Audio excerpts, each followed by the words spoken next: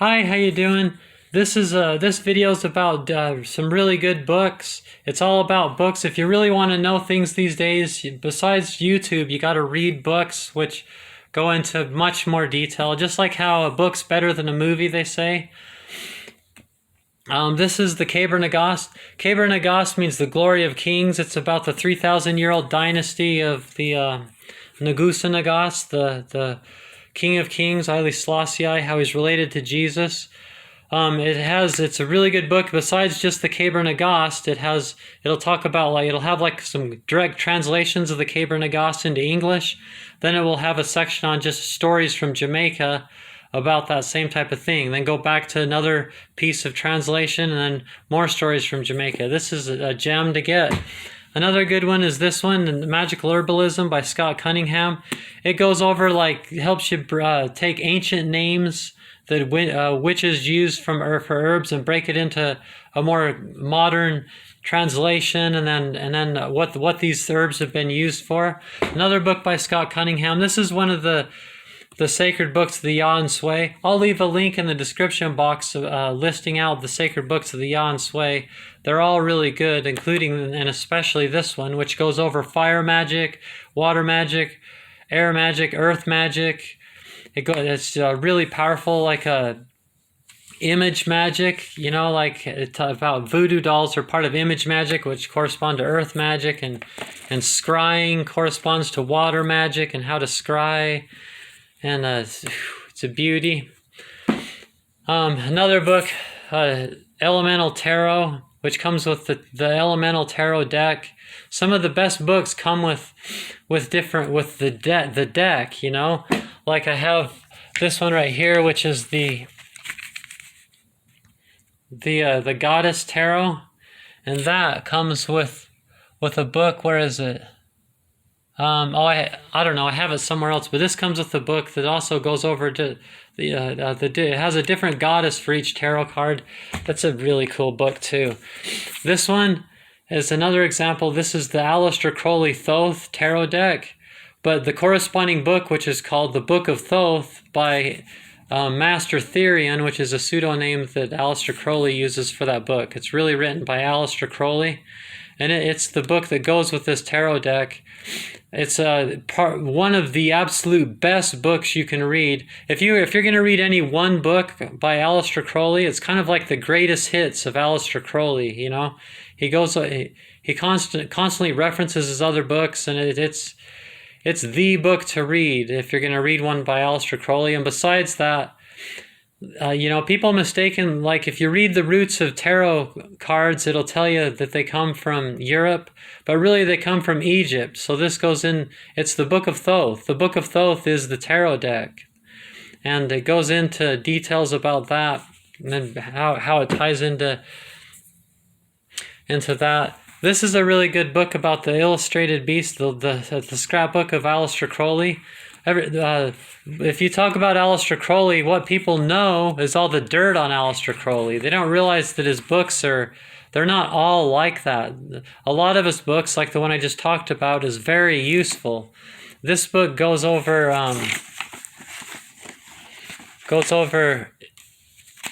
more details of his life.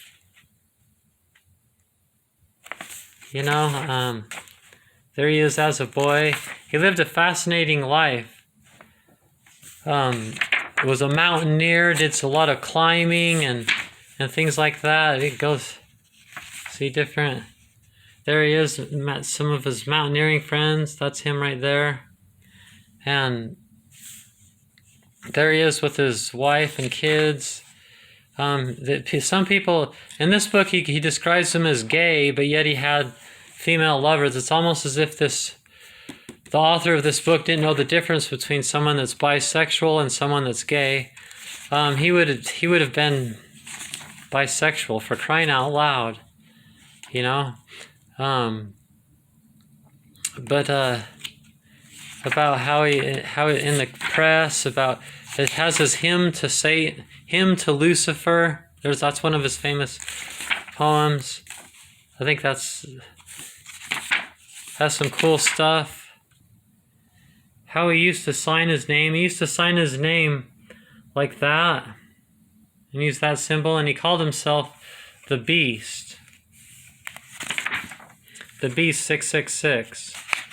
And he wrote lots of different poems, and here he is. This is his painting with Choronzon, which I guess he contacted Choronzon, which in the Kabbalah is the keeper of the gate of all the demons. Here's some more of his paintings.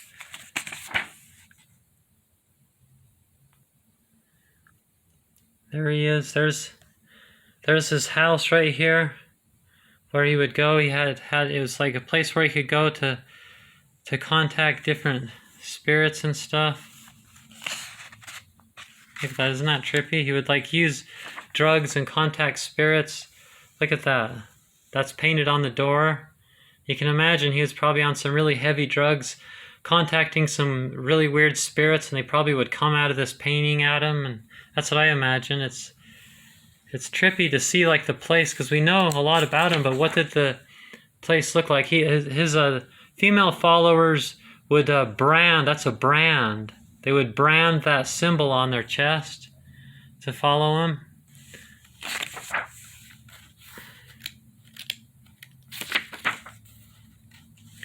Then it goes over different people that have followed him. Lovecraft was really into Crowley.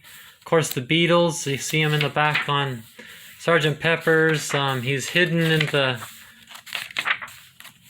He's just a part of movies and all kinds of stuff. He's influenced Gerald, whatever his name is, that started witchcraft, and his books are really good. I've read many of his books. If I had to guess, like 5 or 6, I'm not sure. Not a lot. Some people have read a lot more than me. He's really really cool. Like this. Like sounds like he may have killed somebody, or I mean, he definitely had a shady side. But he's very useful. He can save you a lifetime of work of corresponding things. Personally, I'm an even bigger fan of Eliphaz Levi. Eliphaz Levi is another person that he doesn't really have a shady background. He was just into the occult and witchcraft, from France. And this book is just absolutely amazing. It's like it reads as kind of like an encyclopedia for spiritual matters. Has some of the coolest artwork that you've ever seen. See if I can just find some quick cool pictures. Yeah, some of the more important books I make notes on. I know some people really hate that. Baphomet.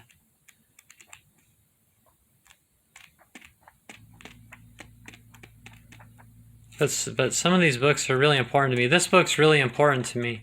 It goes over necromancy and all. Dang it, I don't know. These pictures are pretty trippy.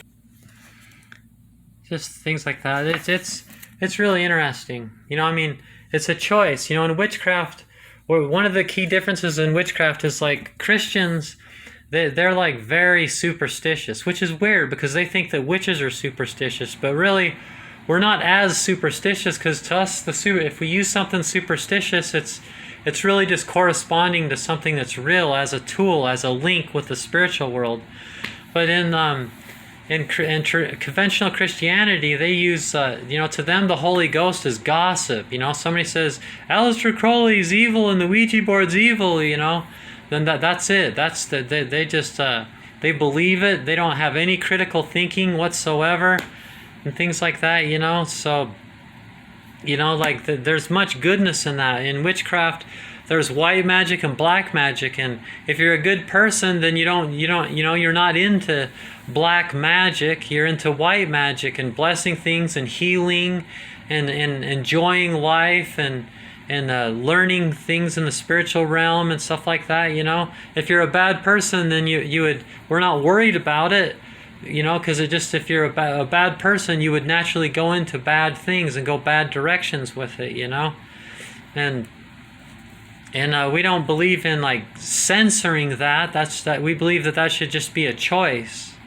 You know, it's a valid argument that maybe those things, you know, that doesn't even really exist. You know, good and evil. You know, and that's not the same thing as shadow work. Here's a great book on shadow work where you can use the tarot cards to get to know your shadow better by Jette, who's a really good author. In the Kabbalah, the subject of shadow work, the corresponding color is purple. See, so this altar she's got here for shadow work is all using things that correspond to Yesod, to shadow, to the moon. You know, which is a really important part of witchcraft, and it's a really important part of knowing thyself, which is really the journey of life. So this is a really good one. Shadow work is not the same thing as black magic. Black magic is using symbols to curse and harm people and to do things along those lines, whereas shadow work is to get to know your shadow side. Everything has a shadow. Look at that. You see it? You see the shadow of my hand right there? Does that make my hand evil? That it has a shadow? It does not. It doesn't make it evil. It just makes it a hand. That's what hands do on earth. They have shadows. Another book by Jette, The Tarot for Healing Heart. She's a nurse. And sometimes when science and medicine can't find what's wrong with somebody, so she'll go into a patient and ask them if she wants her to do a tarot reading to try to find, because sometimes we can't figure out what's wrong with someone, but inside and in their subconscious they know what's wrong with them, and sometimes you can pull that out of the subconscious and become conscious of get a message from the subconscious making you aware of something you need to know to be able to heal that problem. This one's really good, The Celtic Shaman. This is one of the sacred books of the Yahensue. This breaks down this makes being the shaman, besides being a witch, being a shaman, it makes it very, very practical. It goes over like making a sweat lodge. It's not just Native Americans, but the witches or shamans of England and the Celtic people, which are my ancestors, also used to do that. And this one, it just really makes things very practical. I like that. I like books that take the witchcraft and make it very practical. This how to make a drum and how to, the drum is a very powerful tool. This one's really good too, by Richard Webster, another good author. This goes over just the magical properties of stones and different symbols, as well as how to make different amulets and talismans and corresponding stones to your birthstone and different things like that. This really makes things very practical and understandable, where you have, like if you look at my playlist for the Yahensue faith, where it goes over fire, water, air, and earth magic, you can bring this some meaning into that, some purposes, like why you would actually want to do that. Another book by Richard Webster is Astral Travel. I just am educated on the astral realm and astral travel, but it's kind of like the Ouija board, just something that you do with someone. I'd like to meet a friend that wants to get to master astral travel and less the Ouija board than astral travel, mostly astral travel. Again, that corresponds to purple. This is a great book. This guy is actually a part in the Catholic Church. The Catholics really love Mary and can teach you a lot, and it's biblical sources. This right here, it's one of the sacred books of the Yahensue. I highly recommend it. This one is just good wisdom. E.A. Wallace Budge is in charge of the Egyptian Museum in England, the largest Egyptian museum in the world, and he translates let's see if we get this to focus in.